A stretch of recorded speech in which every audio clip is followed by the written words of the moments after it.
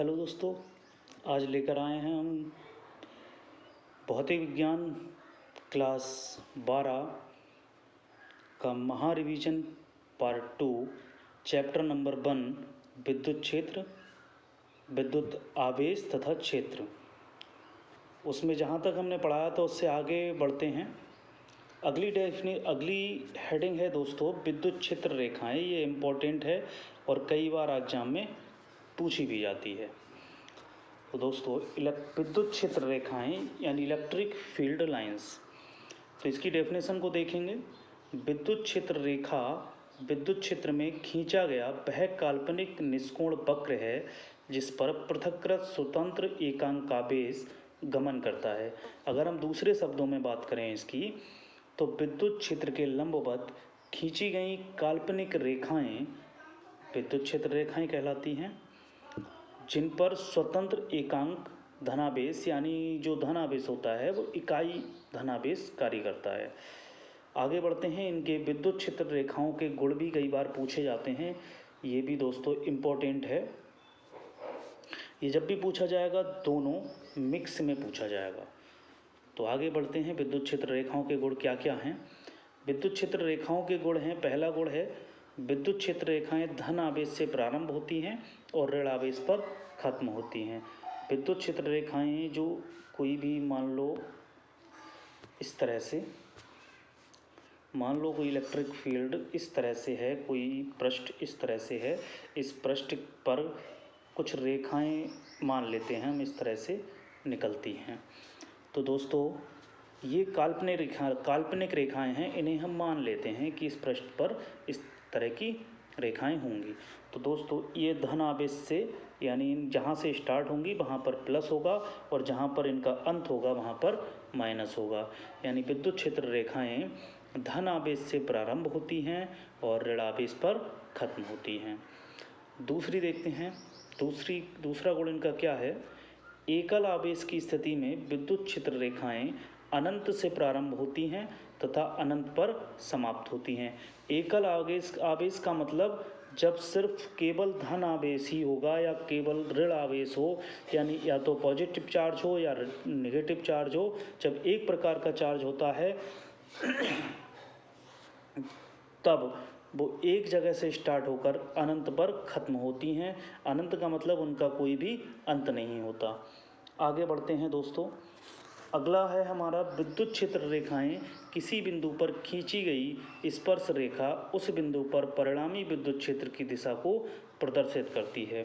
इसके कहने का मतलब ये है, इस तरह की अगर कोई विद्युत क्षेत्र रेखा जा रही है तो इस पर अगर हम विद्युत क्षेत्र रेखा की विद्युत क्षेत्र की दिशा की बात करें, विद्युत क्षेत्र की दिशा की बात करें कि विद्युत क्षेत्र किस तरफ है, तो विद्युत क्षेत्र परिणामी विद्युत क्षेत्र यानी टोटल, परिणामी का मतलब दोस्तों ये होता है, मान लो ये 10 लाइनें इस तरह से हैं और इनका औसत क्या है, मतलब अगर हम बात करें इस पूरे पृष्ठ पर औसत विद्युत क्षेत्र क्या है, तो इसकी दिशा इन्हीं के समांतर होती है यानी इन्हीं की तरफ होती है जिधर ये जाती हैं।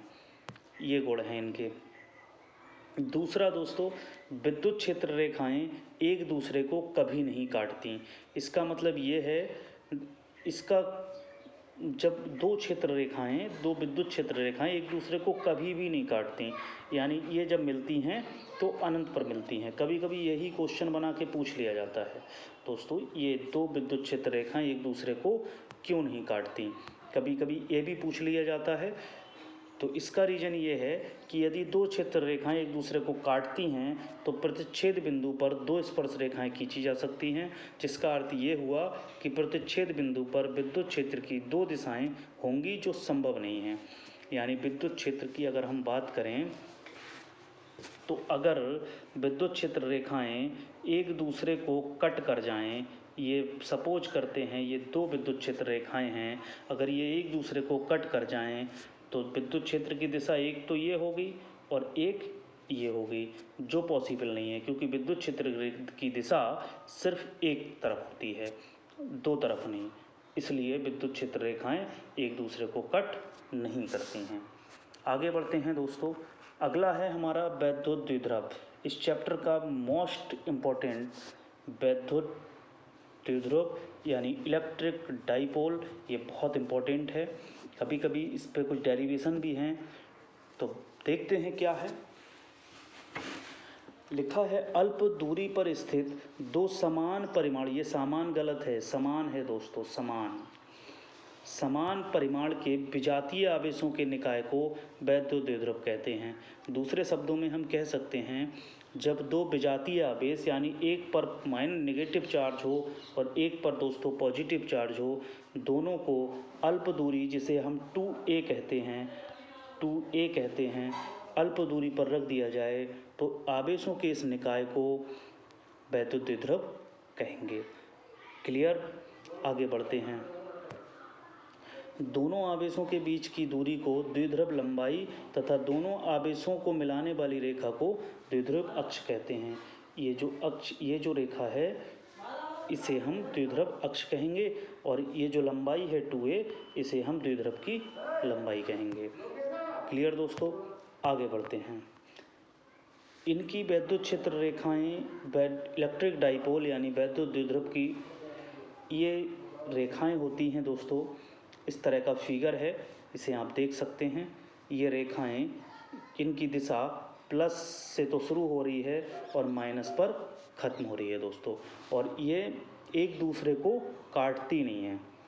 ये अभी हमने थोड़ी देर पहले सीखा था, ये एक दूसरे को कट नहीं करती हैं, और ये आप देख सकते हैं।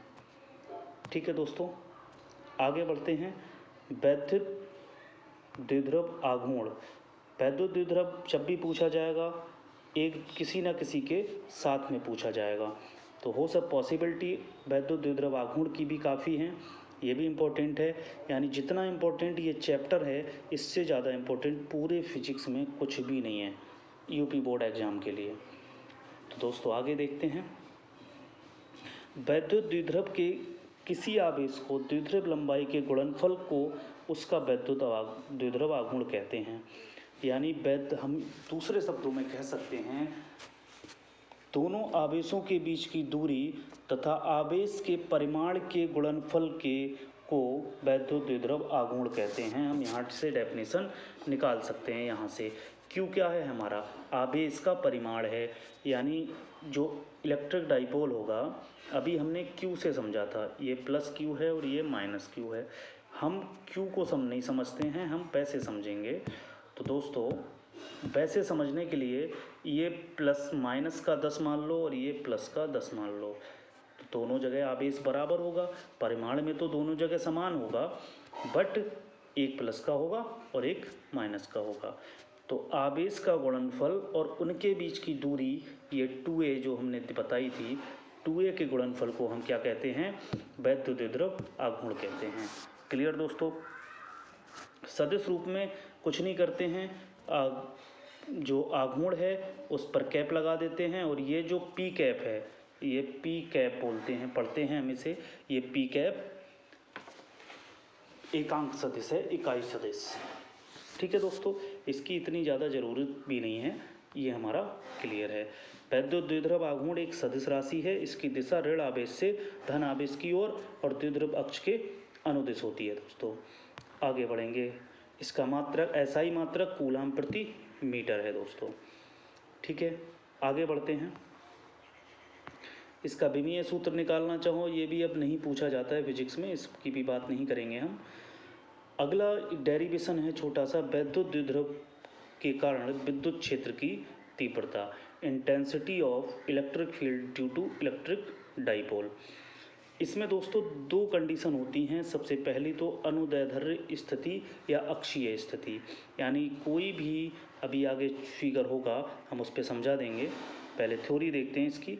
मान लो, थ्योरी लिखेंगे हम, मान लो AB एक वैद्युत द्विध्रुव है। पहले हम फिगर को देख लेते हैं। ये हमारा फिगर है दोस्तों, एक पॉइंट A है और एक पॉइंट ये वाला B है। दोनों पर विजातीय आवेश रखे हुए हैं, यानी -Q और यहाँ पर +Q दोस्तों। यहाँ से यहाँ तक की दूरी अभी हम 2a माने थे, यहाँ पर हमने 2l मान लिया, उससे कोई दिक्कत नहीं है। अब देखो, मान लो ए बी एक वैद्युत द्विध्रुव है जो प्लस क्यू और माइनस क्यू आवेश से मिलकर बना है और तथा ऐसे माध्यम में रखा है जिसका परावैद्युतांक k है।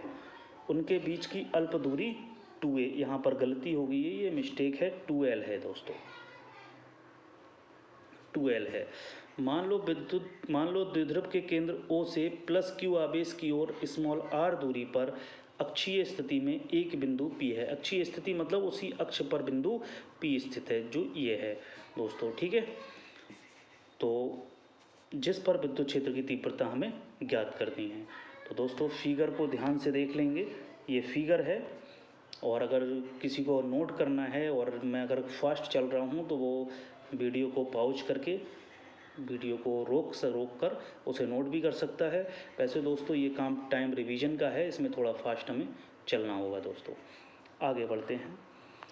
इसके कारण पहला विद्युत क्षेत्र, हम पहली समीकरण क्या मिलेगी, यहाँ पर थोड़ी सी मतलब शॉर्ट कर दिया है, यहाँ पर लिखेंगे माइनस क्यू आवेश के कारण बिंदु P पर विद्युत क्षेत्र की तीव्रता, तो E माइनस क्यू हो जाएगी, यही तो सूत्र था, E equal to 1/4 pi epsilon naught Q upon BP square, यानी उससे बिंदु P से यहाँ तक की, यहाँ से माइनस क्यू से बात करनी है हमने, यहाँ से यहाँ तक की दूरी दोस्तों।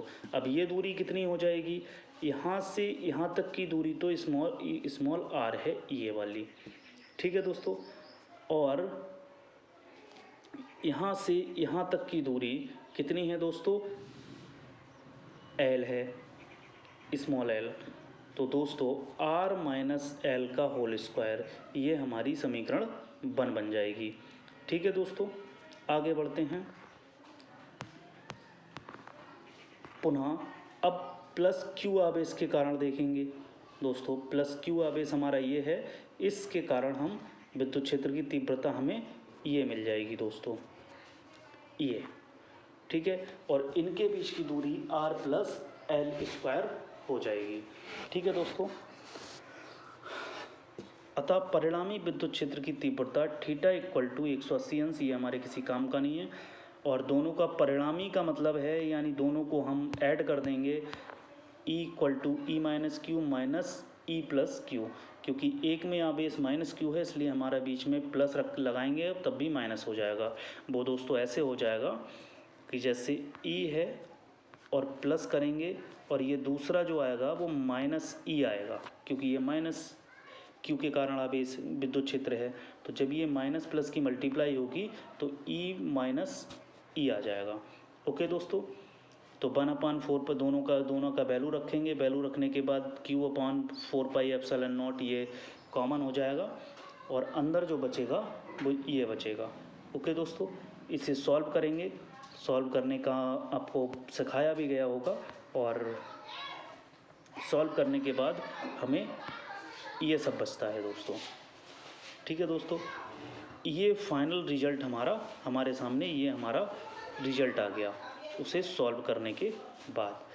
अब हम कुछ कंडीशन लगाएंगे दोस्तों। यदि हम मान लें कि 2l less than small r है, तो अगर कोई छोटी संख्या होती है, अगर मान लो सपोज करो 0.5 है, जब हम इसको 2 से मल्टीप्लाई करेंगे तो 0.10 हो जाएगा, ओके दोस्तों। तो इसे हम निगलेक्ट कर देंगे।